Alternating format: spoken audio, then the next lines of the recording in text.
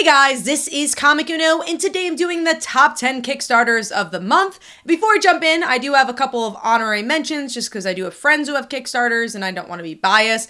And also we have a Kickstarter of our own for Slice of Life issue 3. Of course, you could catch up with the whole series with the Kickstarter as well. But it's about an anime character that comes to life and falls in love with a high school cheerleader, so hopefully you guys could go check that out.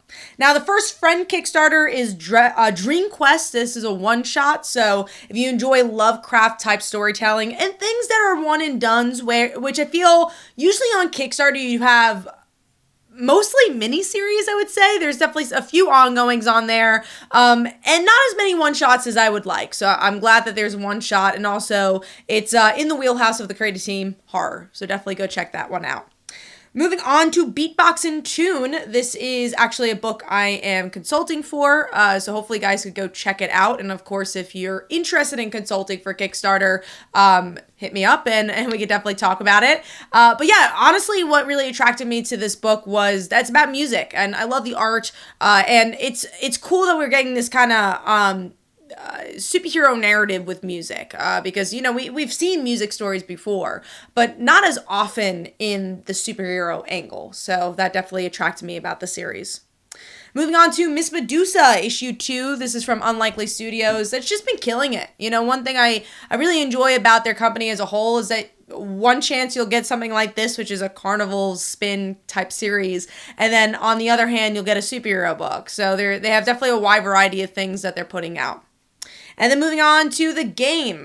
This is a really great book by Charlie Stickney, who is known for his work on White Ash and Galarian. And this is the same creative team as well. So if you're looking for a different angle or at least a different vibe of a book with the same look and the same writing style, definitely go check out The Game.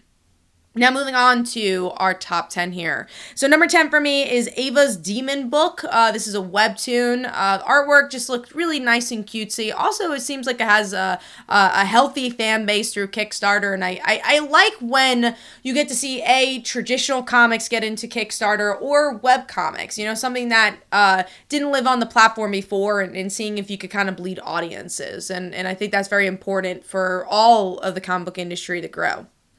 Moving on to number 9, which is Ronin of OKane, and the artwork just really looked really nice on the cover art here, and also it's just about these Ronins who become outlaws and what that story, bounty hunters, and what that story looks like. Two different types of style of characters and meshing them together. Moving on to number 8, which is I Took a Hammer to Hell. It's pretty much what the title says. It's this guy who wants revenge, and he goes to hell with this hammer. And I like a comic that has a visual aid that's recognizable. And, right in the title, like, oh, visually this could be really interesting. And again, the artwork's really solid for this one, too. So visually, I was just very interested in this story. Moving on to number 7, which is Carlo Scolari, Attorney at Law. If you like a different angle on your superhero books, maybe a bit more of a comedic angle, it is a lawyer in the world of superheroes and having to deal with superheroes. And you definitely have this Saturday morning cartoon vibe to the look of the book. And it just, again, different angle of superheroes, which I always enjoy, and I especially enjoy seeing on Kickstarter. Moving on to number 6, which is All the Songs I Want to Forget. It's about life, it's about death, and most importantly, it's about music. And again, I don't keep it a secret. I love comics that embrace music. I enjoy it because it's a stagnant medium. You can't hear the music, but can you see the music? And the visuals and colors for this, I definitely felt the vibrant vibe that you want for a book like this. So that is number 6 for me. Moving on to number 5, which is Room Service by, some bigger names, James Tynion being one. We got Colinet and Charretier.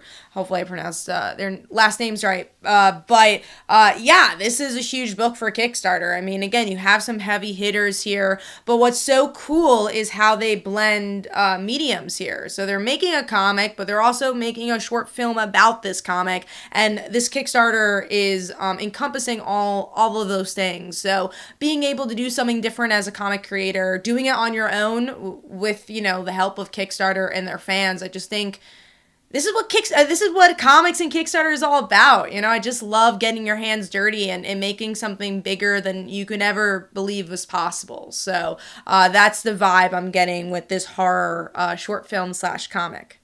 Moving on to number 4, which is Am Hex. If you have not been following this series, it's definitely a great Kickstarter book about witches in the modern world. And, I'm not always a huge fan of witch stories, but I do like it when it has this modern bend. And I like the art style for this one a lot, and it's a good way to collect it. So check out volume 1.